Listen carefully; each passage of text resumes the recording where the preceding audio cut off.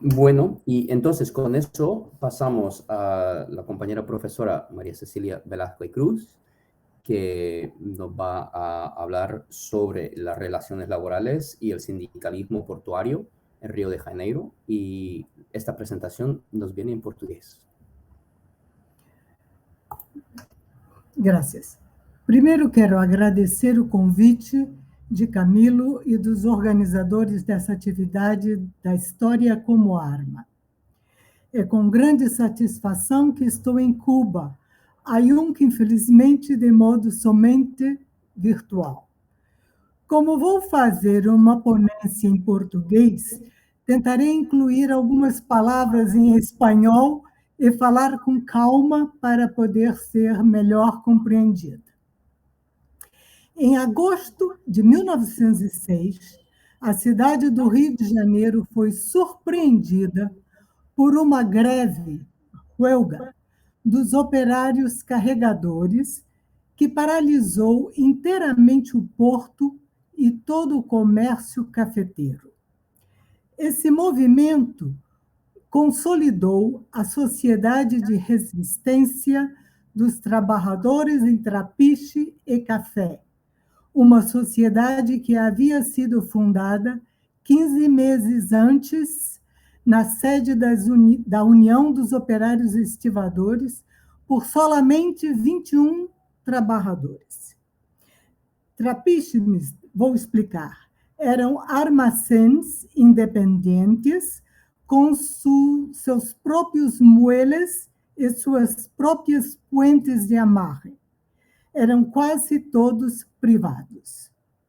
Os carregadores, nesta greve, exigiam aumentos salariais, horas de trabalho melhor definidas, a reserva do trabalho para os afiliados à sociedade e a aceitação por parte dos empregadores de certos operários designados pela sociedade, os capitães, com a função de fazer a mediação entre o sindicato e as firmas comerciais.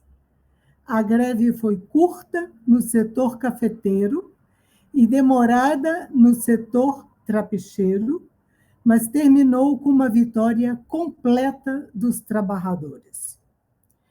Como compreender este sucesso de uma greve feita por trabalhadores ocasionais e não qualificados? Numa cidade com milhares de imigrantes pobres e cheia de brasileiros e estrangeiros desempregados, como entender que os empregadores não tenham podido se valer desta realidade a fim de substituir os grevistas e ganhar a luta? E como os operários conseguiram formar uma sociedade forte o bastante para impor intermediários sindicais a seus empregadores? A sociedade de resistência nunca desapareceu. Apesar dos inúmeros ataques das firmas empresariais, lutas longas que às vezes demoraram um ano, manteve-se organizada nos mesmos moldes até os anos de 1930, quando teve suas práticas sindicais absorvidas e garantidas pela legislação trabalhista de Getúlio Vargas. Assim, chegou aos anos 1990 e ainda hoje está de pé, tentando agora se reinventar para lidar com os containers, os órgãos gestores portuários e as atuais reformas neoliberais. Nesta semana em novembro começarão um seminário em que pretendem rememorar a sua história e discutir um ataque empresarial que está se desenhando agora, neste momento, no Brasil.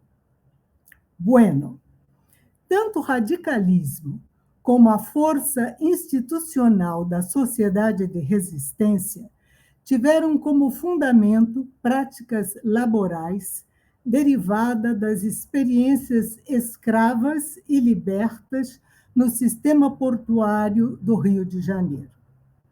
Assim, para compreender este caminho e contestar aquelas perguntas, é necessário volver ao século XIX, a fim de investigar a natureza cambiante do mercado de trabalho no Puerto e os homens que trabalhavam no comércio de café e nos trapiches, em sua maioria escravos ou libertos, que alquilavam seu trabalho para fazer uma tarefa, os chamados ganhadores ou escravos de ganho, mas também os escravos dos próprios comerciantes de café e depois, igualmente, homens livres, negros e brancos, estrangeiros ou não. A conformação, dinâmica e mudança das redes de trabalho no Puerto constituem processos de grande complexidade. Seu contexto é a chamada segunda escravidão, conceito formulado para distinguir o fortalecimento das relações escravistas em sociedades americanas que abasteceram com suas commodities mercados externos ampliados pelo livre comércio e pela industrialização.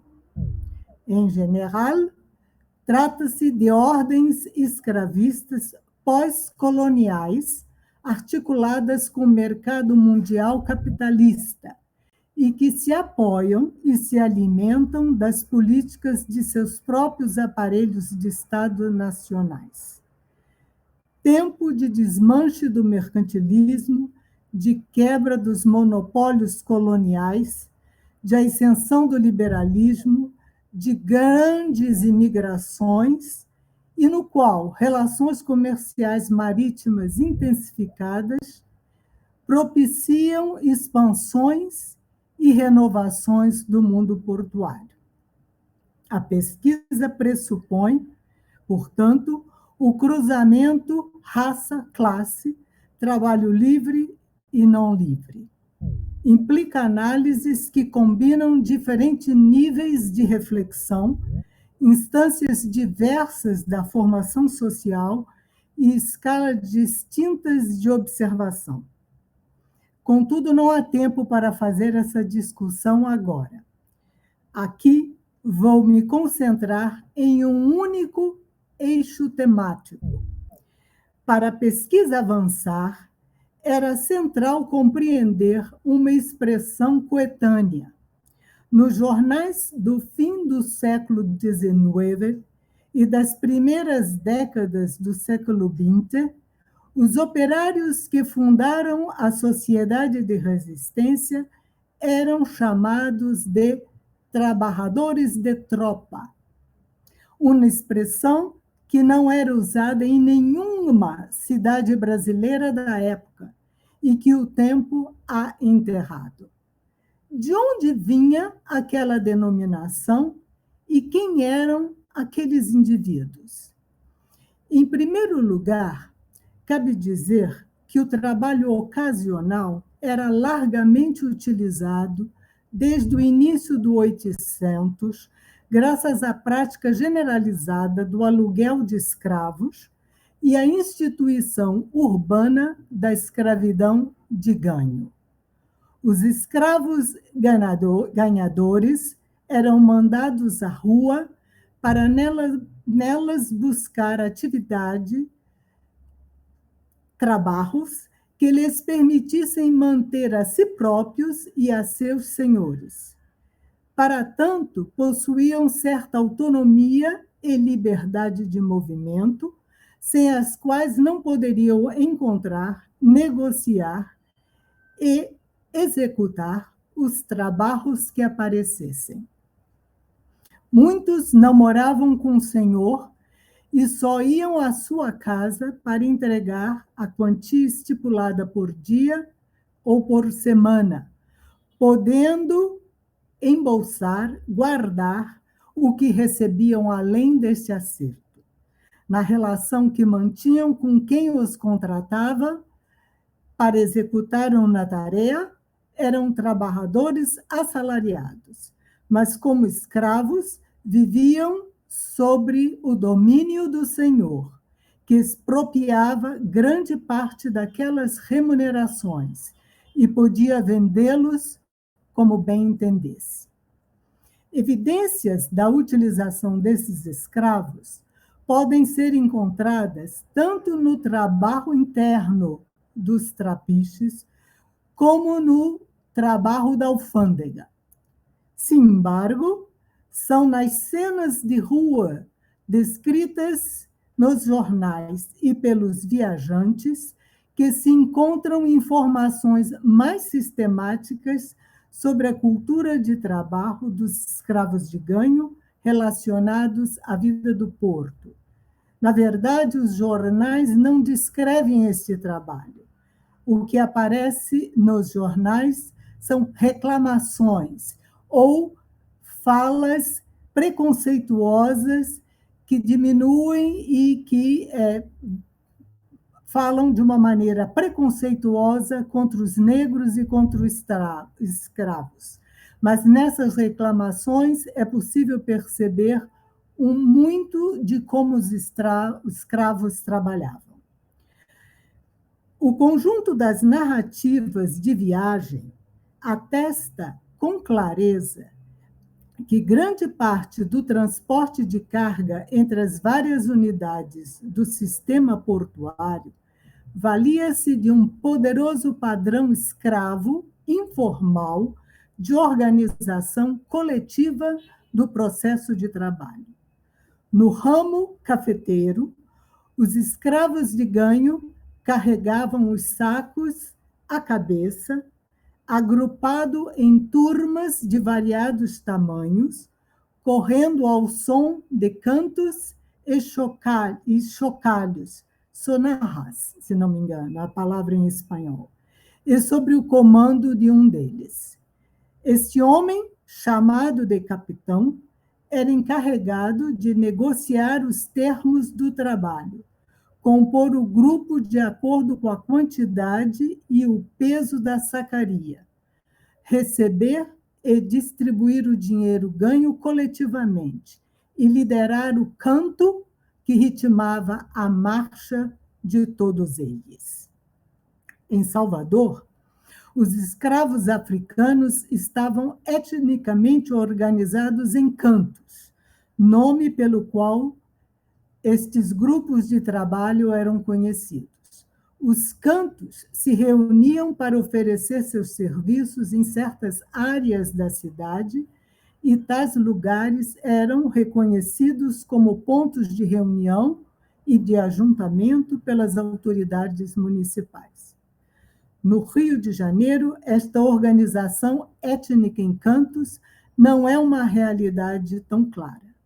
O que é claro é que em meados do 800, ou seja, em meados do século XIX, estes arruntamentos de negros, quase todos africanos, já constituem uma fração de classe claramente percebida na força de trabalho, a ponto de terem suas corridas reguladas pela municipalidade. Seus trajetos tinham mão e contramão e deviam ser sempre pelo meio das ruas, sem ocupar as calçadas. Até essa época, a maior parte das sacas de café exportadas pelo Porto do Rio de Janeiro descia em lombo de burro das fazendas do Planalto Cafeteiro para um entreposto costeiro, convergindo para a corte por via marítima, por mar. Os animais de carga que penetravam na zona urbana eram conduzidos enfileirados por meio das ruas e, nesta mesma ordem, descarregavam e aguardavam carga de retorno em pontos determinados da cidade. Toda a movimentação das sacas entre estes trapiches e os armazéns de café era feita, contudo, por grupos de negros enfileirados, sacos à cabeça, que, por analogia com as bestas, com as mulas de carga, passaram a ser conhecidos como trabalhadores de tropa. O momento preciso em que a expressão se generaliza é difícil de ser datado, mas parte do processo é evidente. Os capitães de tropa eram, originalmente, apenas os capitães que lideravam, que comandavam as turmas ou tropas do café. Não, sem embargo, com o passar do tempo, a metáfora sofre uma expansão semântica e começa a ser empregada para denominar também os trabalhadores ocasionais que transportavam à cabeça e em grupos diferentes tipos de carga. É esse o uso mais amplo da expressão, mas ainda assim restrito a um determinado conjunto de operários que aparece nas fontes históricas do início do século XIX. Já encontrei notícias dos anos 1890, reclamações e falas de trapicheiro, que estes grupos de trabalhadores, agora não mais escravos, todos livres, muitos deles imigrantes, sendo chamados como trabalhadores de tropa.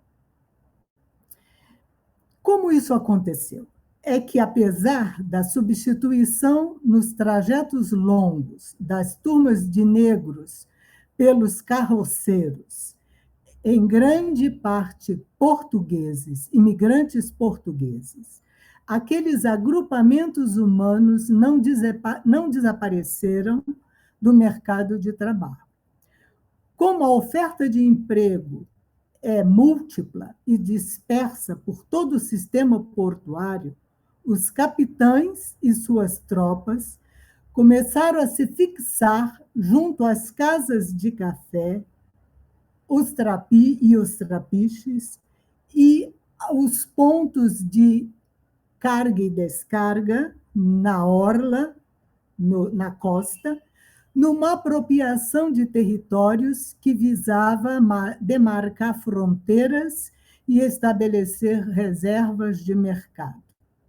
No alvorecer da República, relações sociais costumeiras prendiam os trabalhadores de tropa perto dos diversos pontos de trabalho do porto, mas principalmente junto às casas de café, onde tanto as tarefas de preparação dos grãos para exportação, repasse de café em máquinas, ensacamento, pesagem, empilhamento dos sacos em lotes de número e pesos uniformes.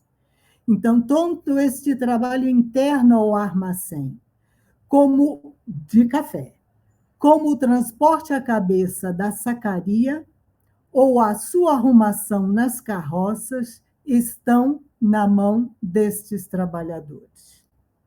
Pois bem, apesar da enorme quantidade de imigrantes que embranquece a paisagem urbana da cidade do Rio de Janeiro, a maioria desses homens continua sendo negra, como a observação atenta de viajantes portugueses consegue distinguir em meio a babel de nacionalidades e cores existente nas ruas adjacentes ao porto.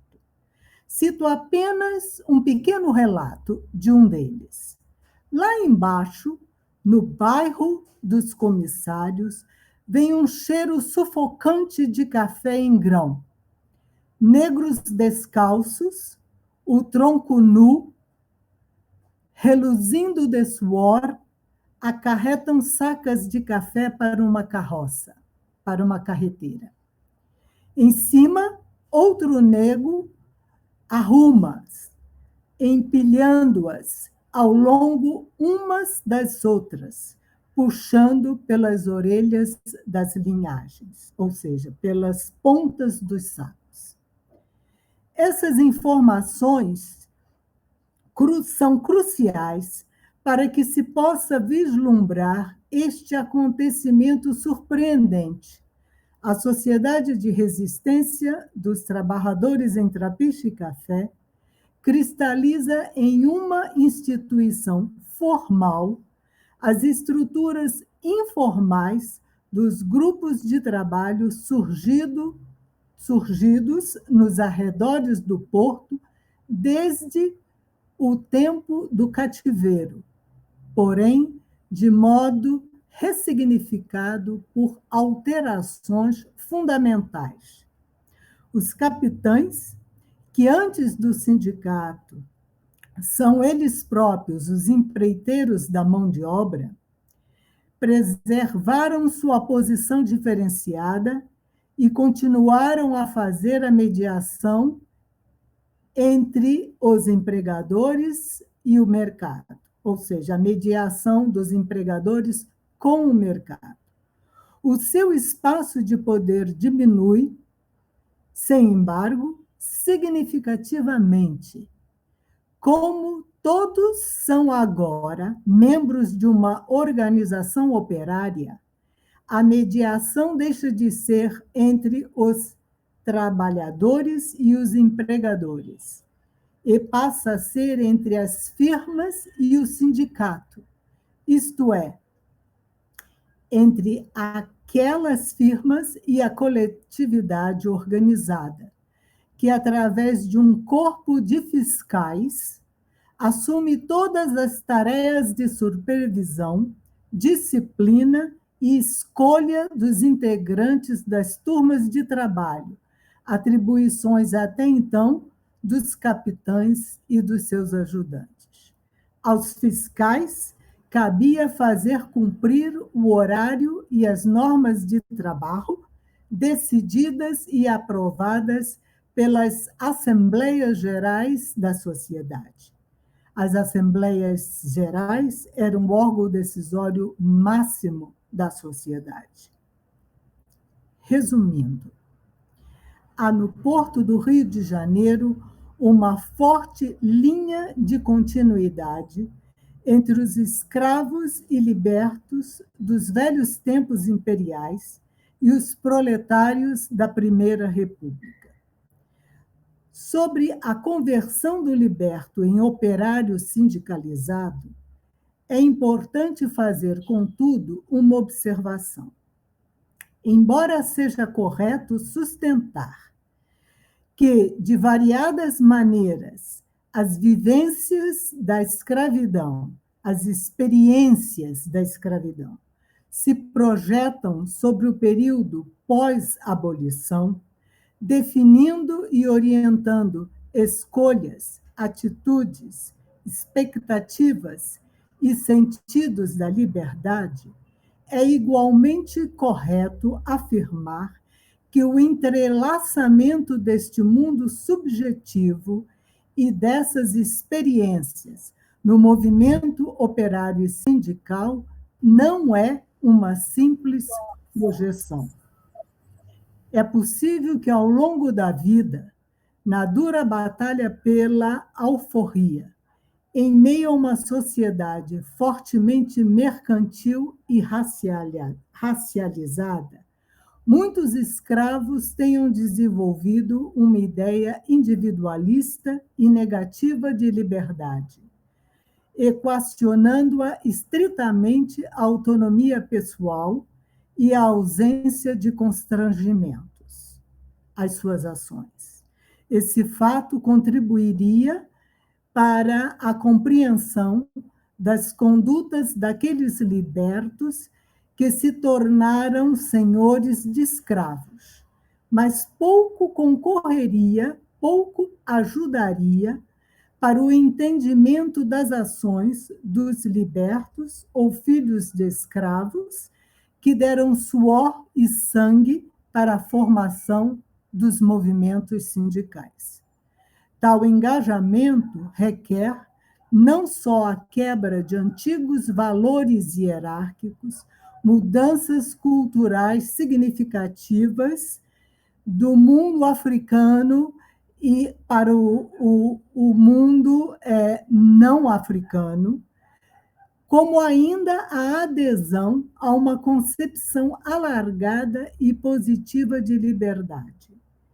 Liberdade pensada como coisa de todos, equacionada à construção e à participação em coletividades orientadas por valores morais igualitários de responsabilidade comum, e não ao gozo tranquilo da independência individual.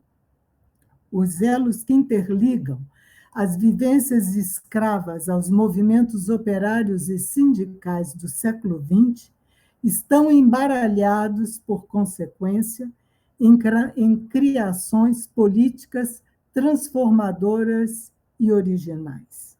A sociedade de resistência é, sem dúvida, uma dessas criações, profundamente marcada pelo mundo cultural, pelo mundo religioso oriundo da escravidão, profundamente marcada pelas práticas de lazer dessa população brasileira, mas é uma